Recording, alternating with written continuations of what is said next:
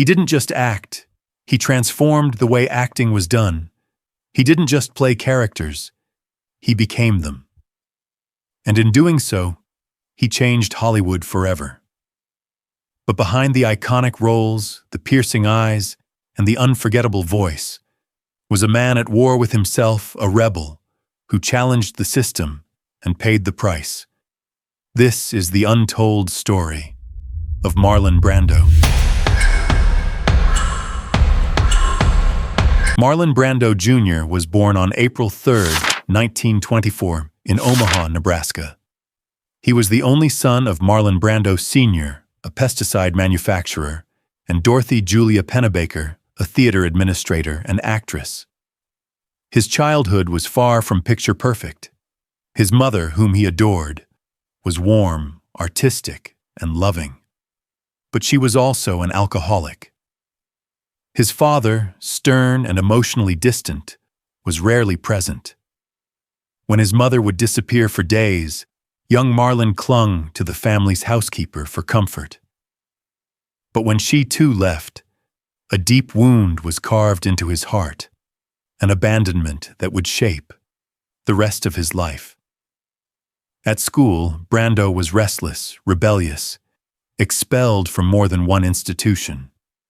Even at Shattuck Military Academy, his father's choice to straighten him out, his wild spirit couldn't be tamed. In 1941, he was expelled yet again. He took odd jobs, ditch digging among them until an old football injury kept him from serving in the military. But destiny had other plans. In 1943, 19-year-old Marlon boarded a train to New York City. He wasn't chasing fame, he was following, in the footsteps of his mother and sisters, chasing the craft of acting. New York was a city of noise, ambition, and dreams, and Marlon Brando was about to make it his own. He enrolled at the American Theater Wing, part of the dramatic workshop at the New School. It was here he met Stella Adler, the legendary acting teacher, who would change his life. Adler introduced him to the method, a style rooted in emotional truth, drawing from personal experience. Brando embraced it fully. He didn't pretend to be a character. He became them. His dedication was legendary. When assigned a scene in which a chicken hears about an incoming nuclear bomb, Brando calmly pecked at the floor. When asked why, he replied, "I'm a chicken. What do I know about bombs?" By 1944, Brando was already making waves. His first big Broadway role came in I Remember Mama. In 1946, his performance in Truckline Cafe earned him the title Most Promising Young Actor from the New York Drama Critics. But it was 1947 that changed everything. Tennessee Williams, A Streetcar Named Desire introduced the world to Brando's Stanley Kowalski, raw, magnetic, and brutally real.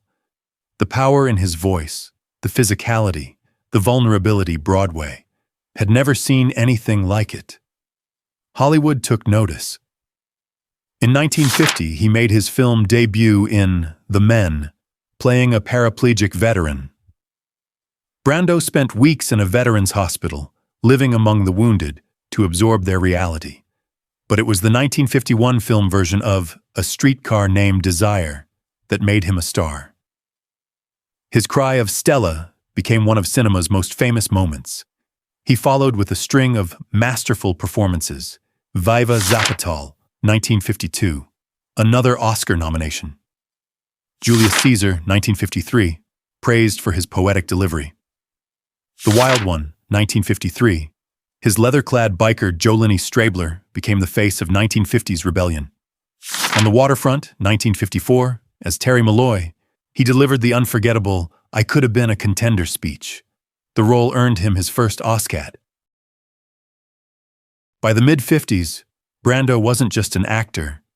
He was a cultural force, influencing everything from men's fashion to the rise of rock and roll icons like Elvis Presley. But fame is a double-edged sword. The 1960s were turbulent. Brando's stubbornness, clashes with directors, and refusal to conform made him a studio risk. Films like One-Eyed Jacks and Mutiny on the Bounty suffered from behind-the-scenes chaos, delays, and ballooning budgets. His reputation for being difficult began to overshadow his talent. By the late 60s, his box office power was fading. Many in Hollywood thought the Marlon Brando era was over. Then came 1972. Francis Ford Coppola fought the studio to cast Brando as Don Vito Corleone in The Godfather.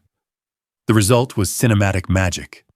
Gone was the brash, young rebel. In his place stood an aging patriarch, speaking softly, but commanding every frame. It was a performance of restraint, power, and gravitas. Brando won his second Oscar and refused it. Sending Native American activist Sachin Littlefeather to the stage, he used the world's spotlight to protest Hollywood's treatment of Native Americans. Brando remained unpredictable. He shocked audiences in Last Tango in Paris, 1972, appeared in Superman, 1978, for a record paycheck, and transformed into the haunting Colonel Kurtz in Apocalypse Now, 1979. The 80s and 90s brought sporadic returns, an anti-apartheid drama, A Dry White Season, a light-hearted parody, The Freshman, and eccentric choices that baffled critics, The Island of Dr. Moreau. Off-screen, his life was equally dramatic. Multiple marriages, many children, scandals, and personal tragedies. By the late 90s, Brando's health was failing. Diabetes, heart issues, and weight gain kept him away from the spotlight. Yet his voice and presence never lost their power. In 2004, at age 80, Marlon Brando passed away from respiratory failure. His ashes were scattered in Tahiti, the paradise he fell in love with during Mutiny on the Bounty. Marlon Brando didn't just redefine acting. He redefined what it meant to be an artist.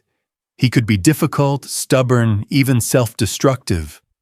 But when the camera rolled, the world disappeared, and you believed every word. His influence can still be seen in every actor who dares to be real, because Brando wasn't playing a part. He was living it. So what's your take on Marlon Brando? The guy was a game changer in Hollywood. Some say the greatest actor of all time. Others call him a rebel who rewrote the rules. I'd love to hear your thoughts. Thank you for watching. Don't forget to subscribe. Love you all.